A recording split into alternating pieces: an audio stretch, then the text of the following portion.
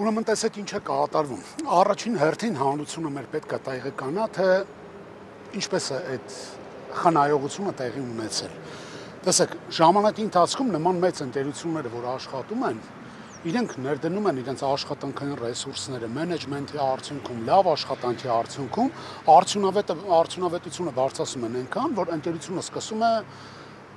նվազեցնել իր կորուստները, ծախսերը։ Ընկերությունը լավ աշխատելու շնորհիվ, այս պահին ասենք հեծը, կարողացել է հասնել այն արդյունքի, որ սկսած նոյեմբեր ամսից 2024 թվականի մինչև մայիսի 1-ը 2025 թվականի խնայվել է 3.6 միլիարդ դրամ, որից հետո դիմվել է հանրային ծառայությունների կարգավորող հանձնաժողով, պահանջով, որ վերանայենք հոսանքի սակագինը եւ բնակչության համար սակագինը իջեցնենք տվյալ գումարի չափով, բայց այդ ժամանակ չգիտեմ ինչ պատճառաբանությամբ հանրային ծառայություն կարգավորող հանձնաժողովը ոչ թե չի իջեցրել սակագինը, նույնիսկ տվյալ հարցը չի հանրայնացրել։ Բերեք այստեղ հասկանանք մի այսպիսի բան, երբ որ մի ընկերություն անում է ինչ-որ մի սխալ բան, չգիտես ինչի, որը հանրությանը կարա վնաս տա կամ վնաս չտա, միանգամից սկսում է հանրայնացվել։ Ինչի համար այդ օրվանից սկսած մինչ օրս պետությունը չի հանրայնացրել այն փաստը, որ մայիս ամսին հեծի կառավարիչները դիմել են հանրային ծառայություն կարգավորող հանձնաժողով խնդրանքով հանրության համար գինը նվազեցնել եւ իրենք չեն համաձայնվել։ Այստեղ հարց է առաջանում. ինչի համար։ Արդյոք նրանք աշխատում են ի բարօրություն Հայաստանի Հանրապետության ժողովրդի, թե ոչ կամ ի նպաստ հանրությանը, հա։ Ես ենթադրում եմ, որ ոչ։ Հետո գալիս ենք անցնում է ժամանակներ։ Մինչ օրս մայիսից մինչև վերջին ժամանակը 5 ամիս ժամանակ։ 5 ամսվա ընթացքում ոչինչ տեղի չի ունենում, հանրայնացվում է նորից այդ հարցը, որ կա հնարավորություն իջեցնելու, որովհետև մենք արել ենք ամեն հնարավոր բան, որ սակագինը կարող է հանրության համար նվազել։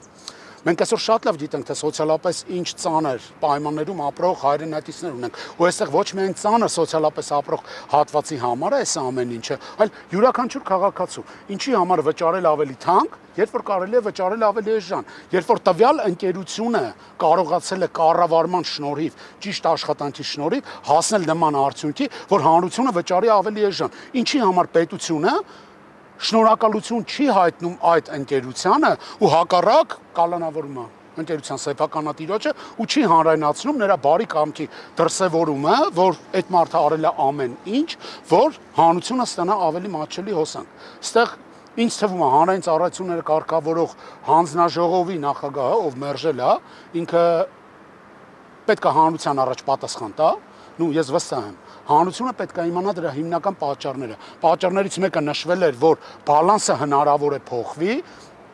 հիմնավոր հարց է առաջանում։ Արդյոք եղել են հաշվարկներ, որ բալանսը պետք է փոխվի, ինչ ռիսկեր են իրենք տվյալ պահին հաշվել, արդյոք տվյալ որոշումը եղել է միանձնյա, թե եղել է հանձնաժողովի կողմից, կա արձանագրություն, թե չկա արձանագրություն, հանրային ծառայությունները կարգավորող հանձնաժողովի նախագահ պետք է հանրությանը տա հստակ կոնկրետ հարցերի պատասխաններ։ Ու այսօր մենք այստեղ ենք այս դիմումները հանձնելու, որ կա իրական հնարավորություն, որ հանրությունը ստանա